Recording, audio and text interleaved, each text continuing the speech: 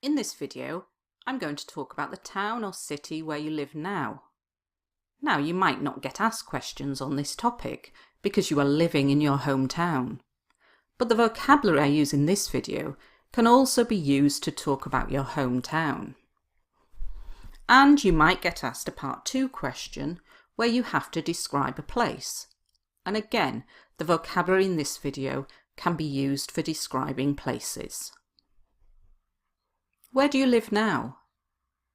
I'm residing in the UK at the moment, in a city called Leeds. I've been living there for the past 9 months. It is located in the north of England. The present continuous is quite a simple tense. However, many IELTS candidates forget to use it. Here it is made more complex by using the verb to reside, which means to live. I've been living there. This is the present perfect continuous tense, and using this tense will really impress the IELTS examiner. It's a tense that's frequently used by native speakers of English, but you don't often hear it being used by non-native speakers or IELTS candidates. So if you use it in your IELTS exam, the IELTS examiner is going to be impressed. You could say, I've been living there all my life, or I've been living there since last year. It is located in. Instead of just saying it is in the north of England, it is located in makes your answer sound much more complex. How would you describe the town or city?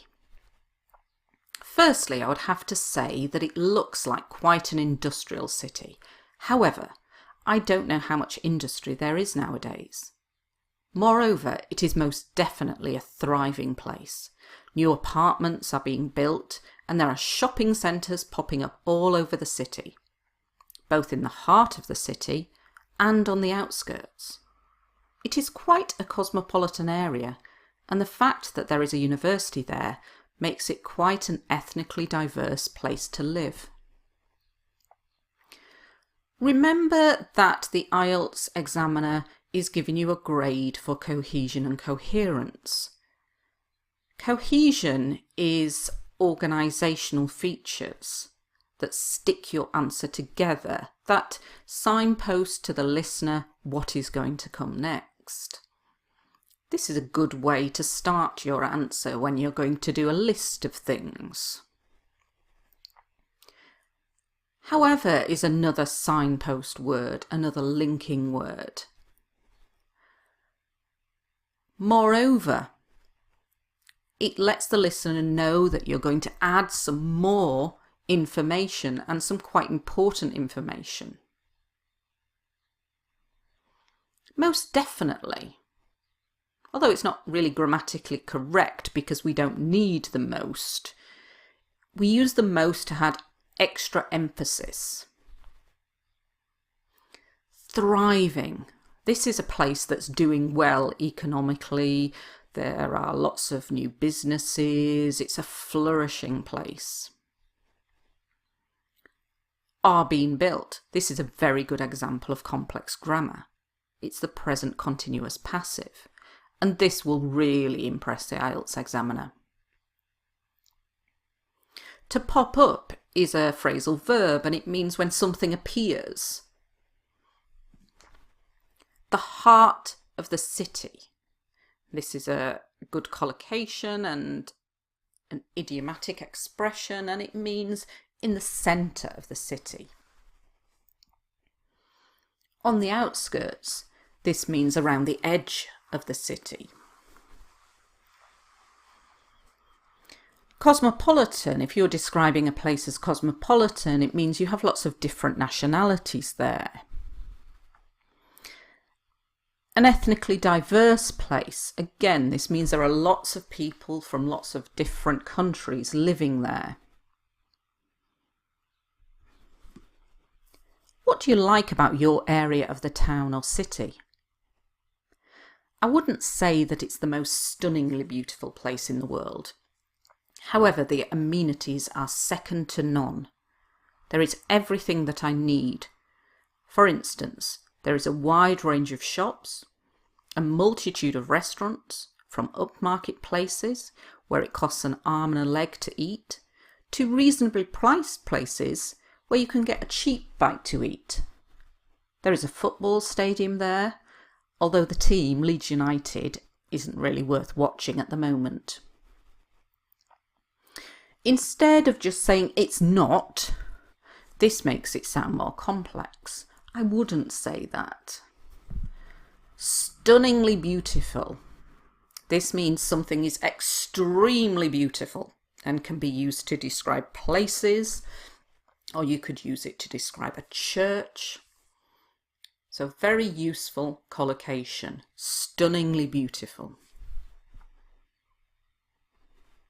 The amenities, these are the facilities, the services in the town or city.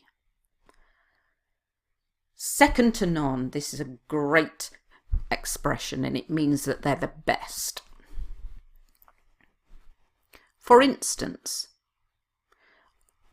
to make your answer much more detailed and to allow yourself to use more language, remember to give examples. A multitude of. It's another way of saying a range of or lots of. Upmarket places. These are expensive, posh places. This is a very good example of an idiomatic phrase.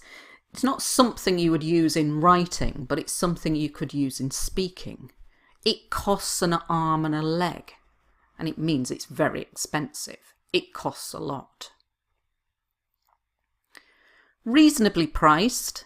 This means they're not too expensive. A cheap bite to eat. A bite to eat is like a snack, a small meal. Isn't really worth watching. To be worth plus an ing verb is commonly used wrongly by IELTS candidates, so make sure you use this phrase correctly. Is there anything you don't like about your area of the town or city? The thing I'm not keen on about living there is that the transport network isn't that great.